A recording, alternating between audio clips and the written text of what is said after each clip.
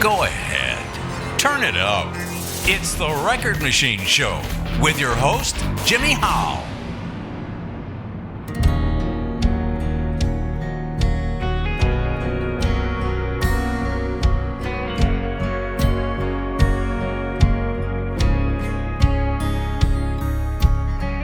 It's only 10:30, sitting at this bar again, and here you come, walking in. Through the smoke and flashing lights, I happen to catch your eye. Oh Lord, here we go again. Again, I better guard my heart, 'cause there's one chair left in this whole damn bar, and I ain't about to move. And you sit down, you order up your round, you pretend everything's okay, but it won't ever be between me and you and these two bar stools. These two bar stools.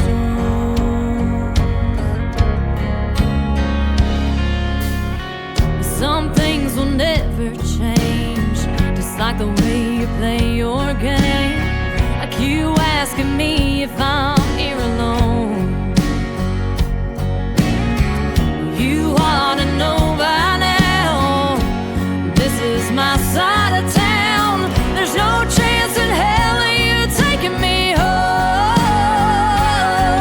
So guard your heart, there's a chair out there you're sitting on. Well, it ain't for you this time, it's for him. So go and order up your round and pretend everything's okay, but it won't ever be between me and you and these two bar stools. Oh, these two bar stools.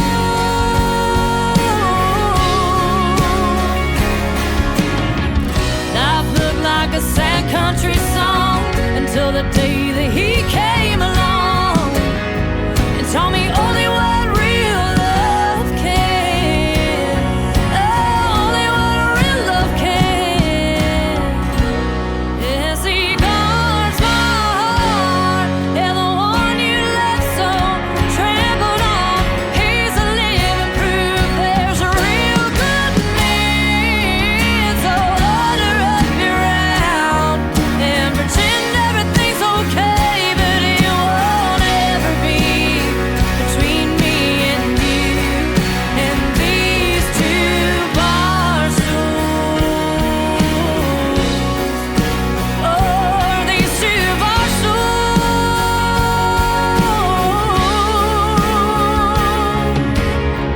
Only 10:30, sitting at the bar again, and here you come.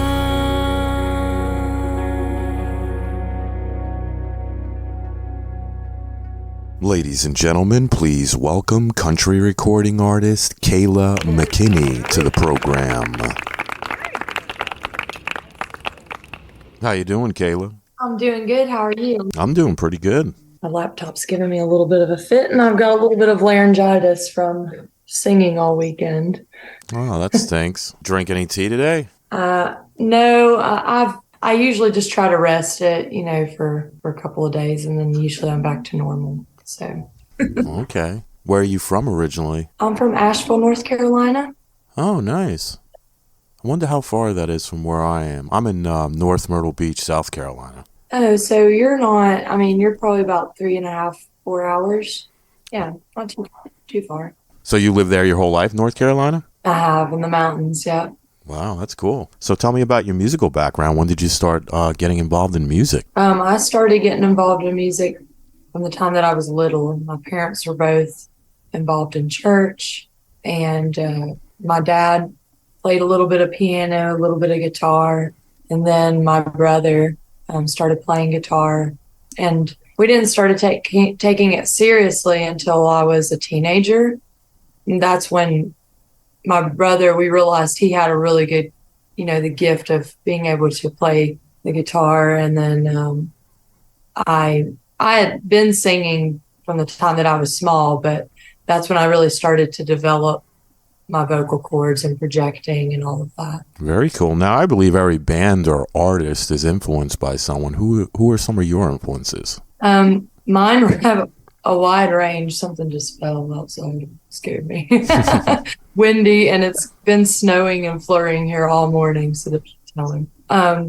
Chihuahua, she's a little feisty.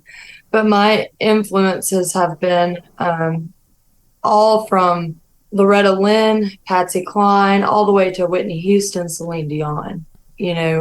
So that vocal range of just different vocals, different styles. And the thing I loved about, country music was the storytelling in the writing and in the performance. And then the thing I loved about Whitney Houston and Celine Dion was the fact that their vocals had this range that could make the hair stand up on your arms, when you would watch them perform. Mm-hmm. The emotion that was put into the song. And so I picked up a little bit of all of that. Nice. Your new digital EP, These Two Barstools, available now at Kayla McKinney Country.com. Can you talk about that a little bit? Yeah, I wrote that song after going through a really bad relationship, and he cheated with a girl that we had, that was one of my friends actually. And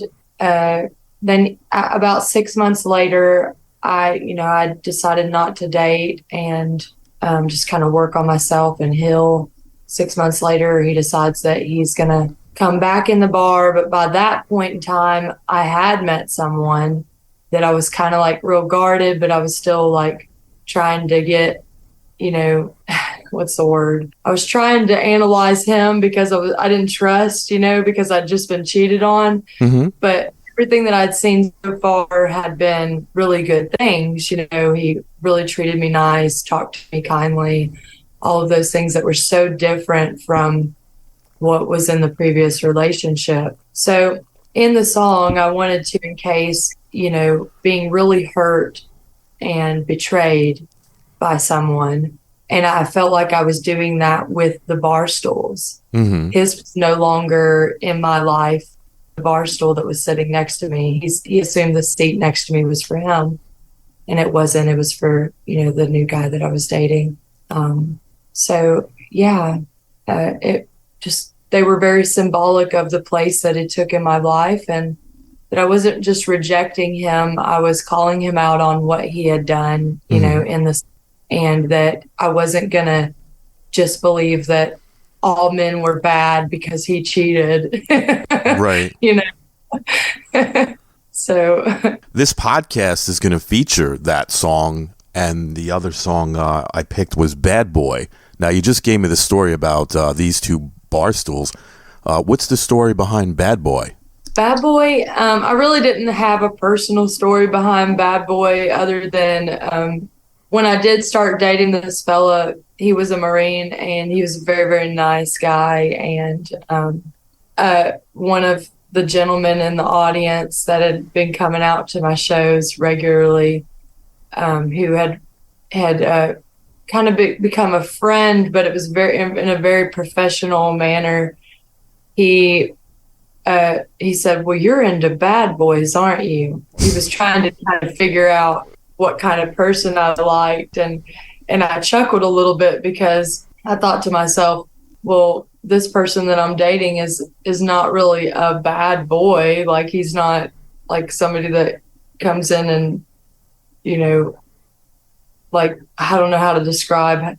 He's a confident man. He's not a bad guy. He's a confident man. So I wanted to showcase somebody being confident in their skills and not being treating women harshly, I guess.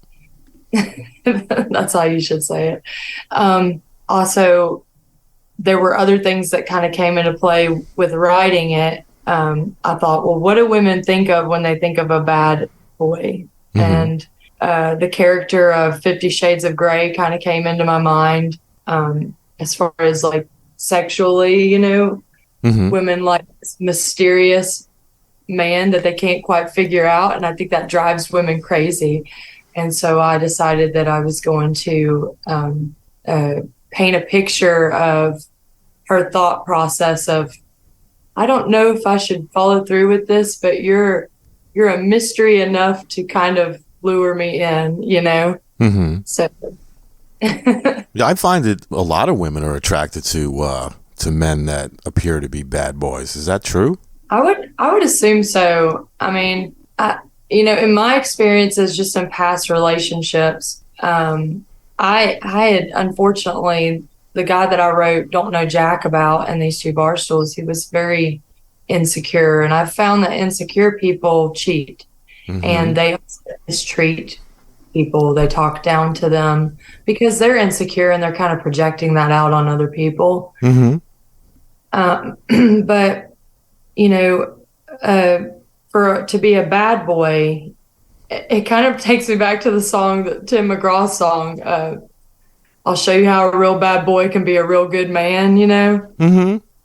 A bad boy doesn't treat women like that. He treats women with respect. And so I think that was really what I was trying to encase in the song. But yeah, I think a lot of women are attracted to men that are mysterious but confident. They know who they are and they know what direction they're going.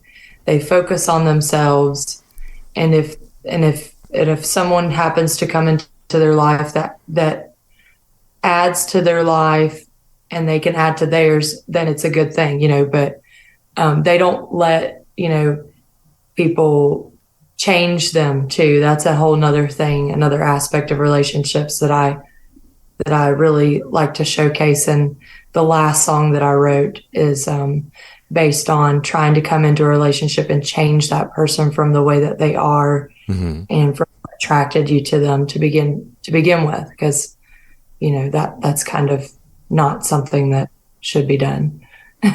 Right. I think once a person's set in their ways, it's not really up to you to change them. They have to want to change themselves, right? Right.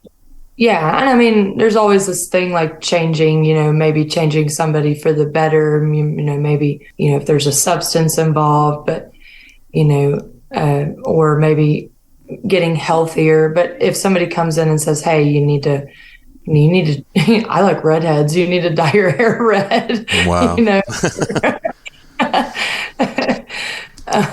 There are those people out there. And, so that the last song that I went to Nashville to record is very much addressing that in the song. Cool. Now, how do you approach songwriting? What's your creative process like? I like to use a hook, something that really stands out, and then I like to write around that based on how I think other people can relate to the subject. And for me, I tend to write more towards women. But my stuff can go both ways, Mm-hmm. Most of it except for Bad Boy. Right.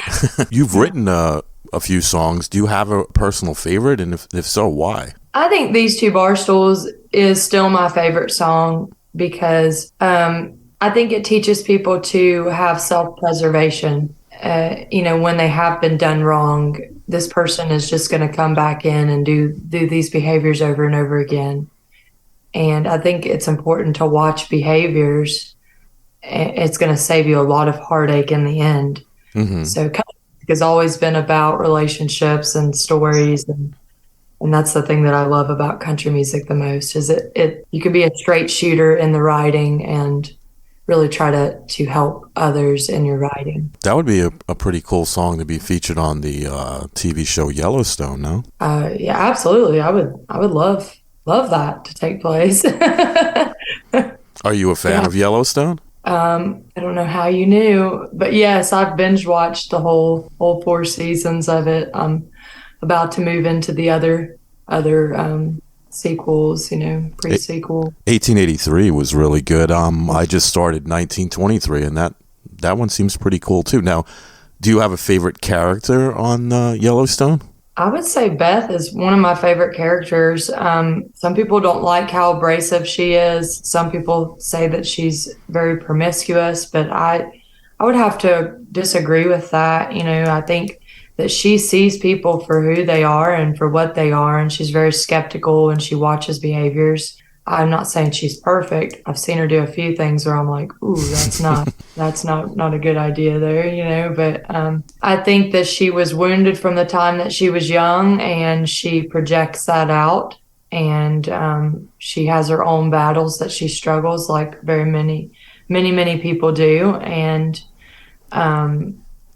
the humility that is showcased in her emotions is something that I think people can respect, Mm-hmm. And she's attracted to the bad boy. She married him. Yeah, she is. And I think vice versa, for him, he's broken too. He come from a past that was not exactly affectionate and loving, and so it shows both of them coming together and making their own idea of what they refer to as a family.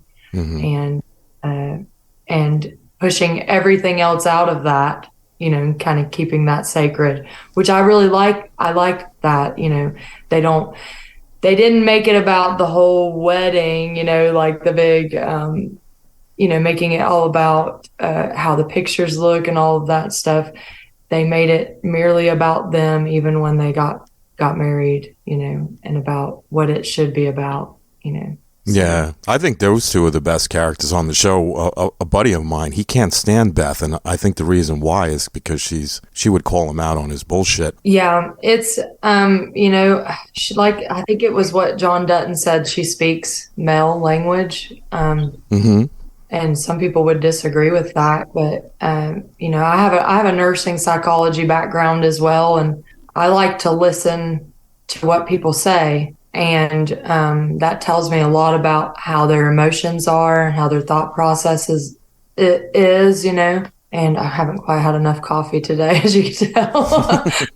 I'm blowing over my words here. But, seeking out emotions that are not good, jealousy, anger, greed, tactics of manipulation. I think that she is a master at seeking those things out, and I have to give her the credit that's where it's due, Yeah, she's a smart. It's a great character, I think. If you could do a duet or a collaboration with any artist, who would it be and why? Duet with an artist. Oh gosh, I'd love to do one with Lainey Wilson or Priscilla Block. Nice. Both of them are we're a male artist. Cody Johnson, he's an amazing singer, writer, performer. I have a couple of my favorites.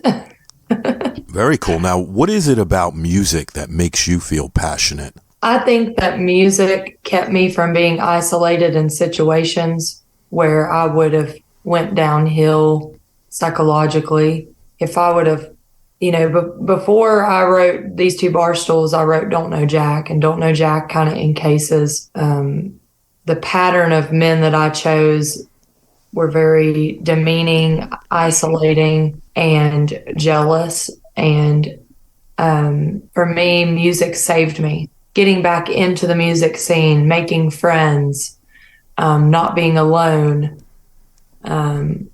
really saved me from having only one person's voice in my head, and that person's voice was very damaging to me. And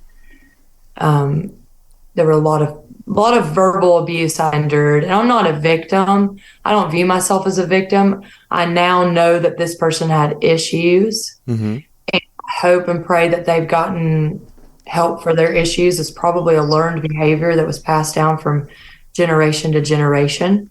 But I would say that something that's so passionate about music is that music is like good food. It brings people close together, and especially for country music, a lot of the artists that I grew up listening to are still saying today, that people come to them and say, hey, this song helped me get through a divorce. It helped me get through this or that, and that's really, I mean, if music can be used as a tool like that, it's much more than just, hey, let's go to the bar and get drunk and do the boot scoot and boogie. Don't get me wrong. I love that song. I love Brooks and Dunn. Right.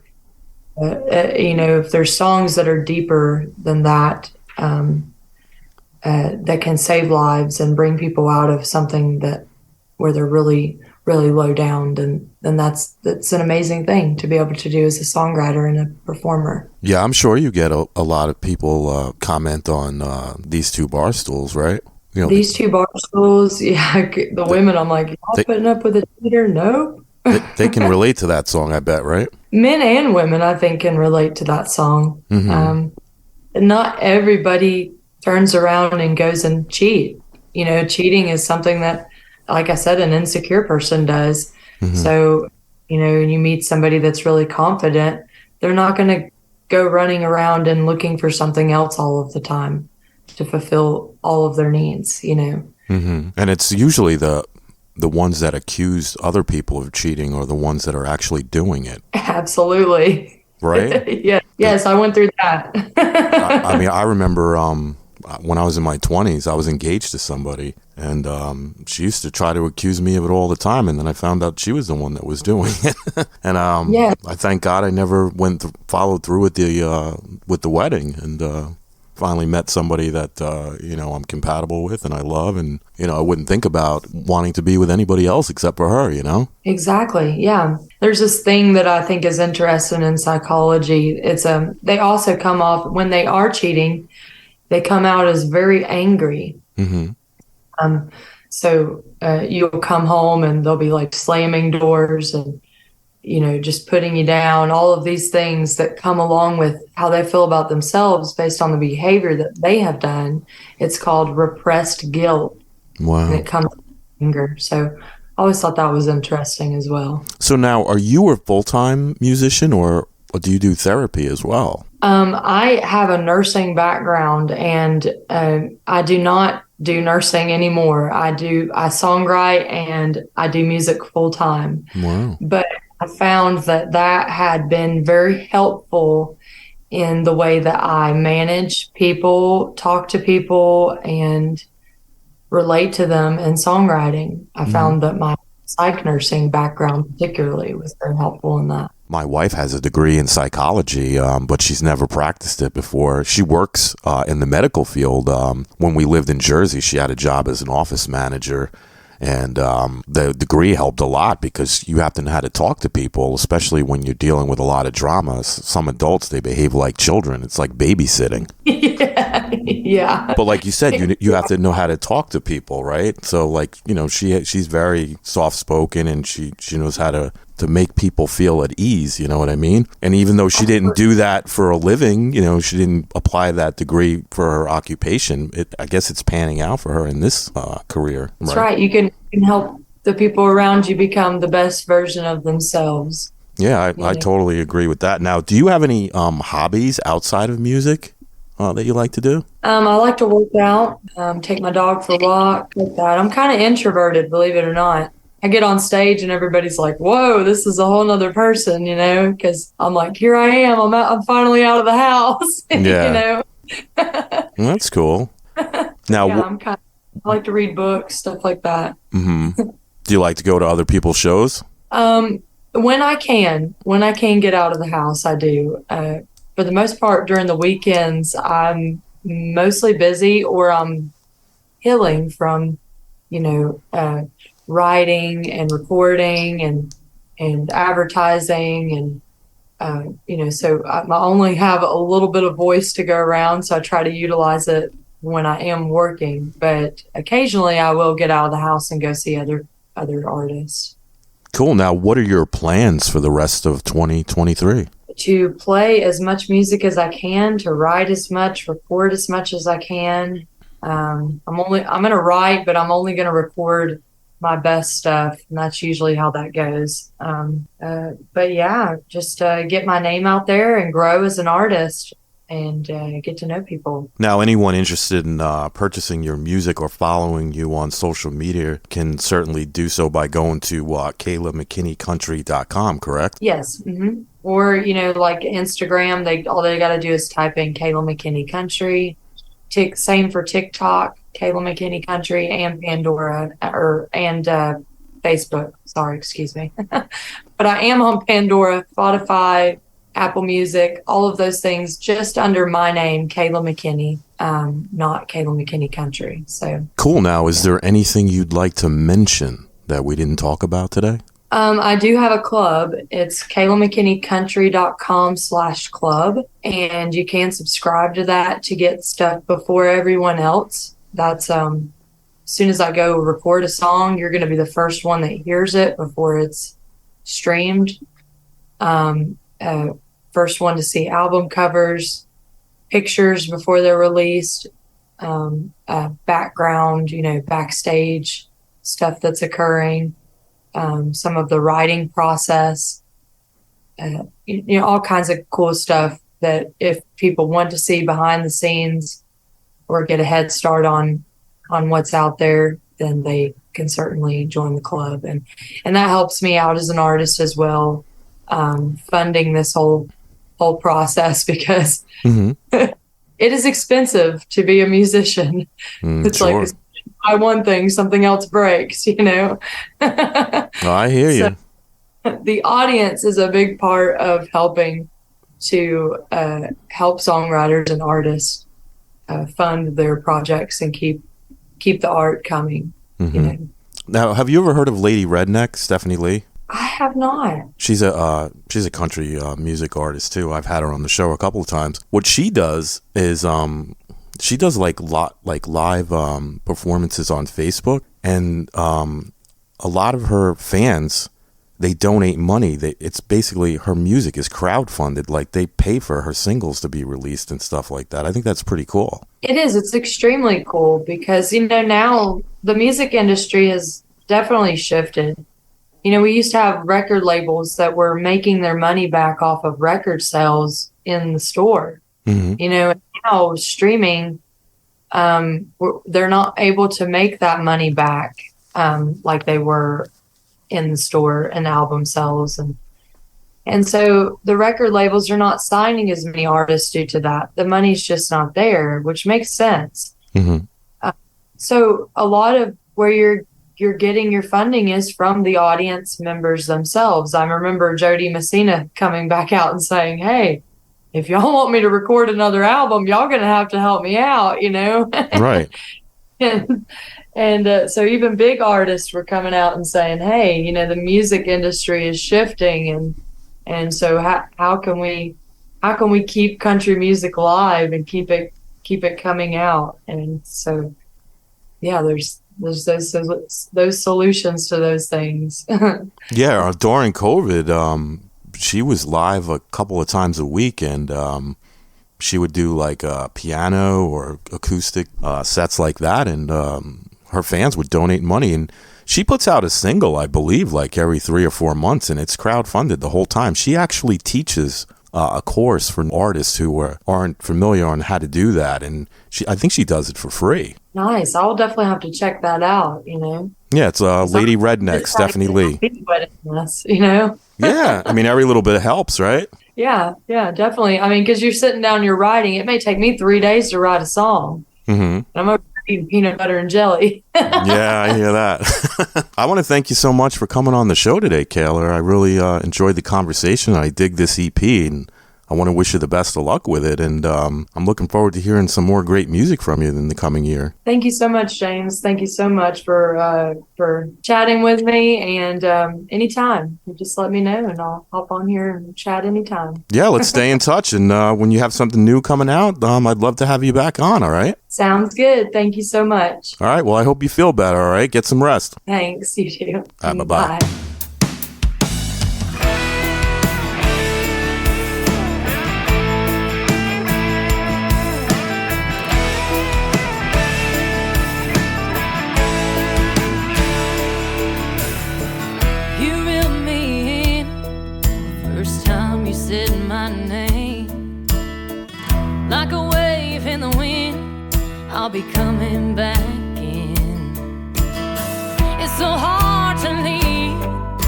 and you're begging me to stay.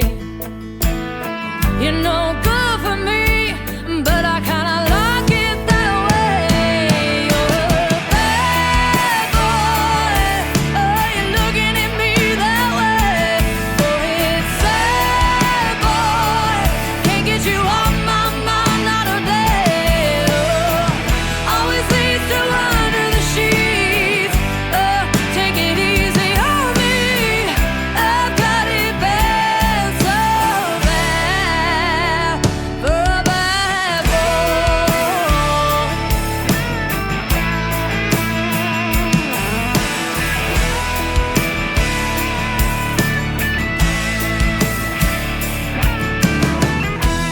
Right on the edge of a rebel yell, got my mind racing, I'm sure you can tell.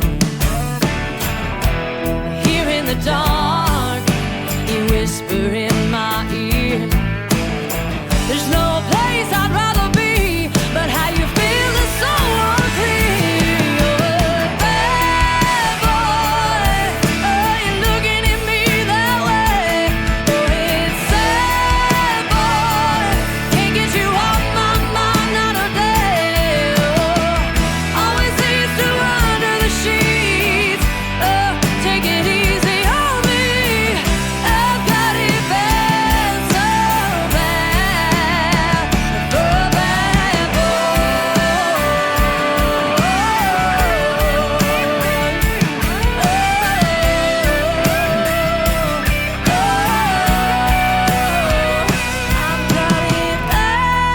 boy.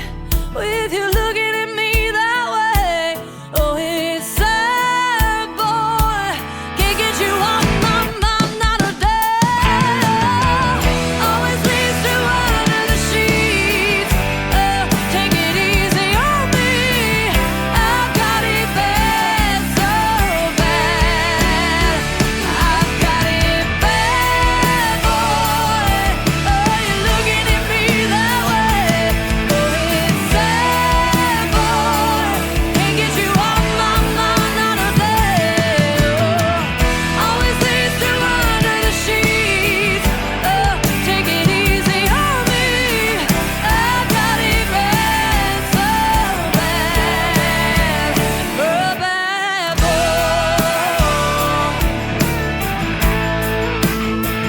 For a bad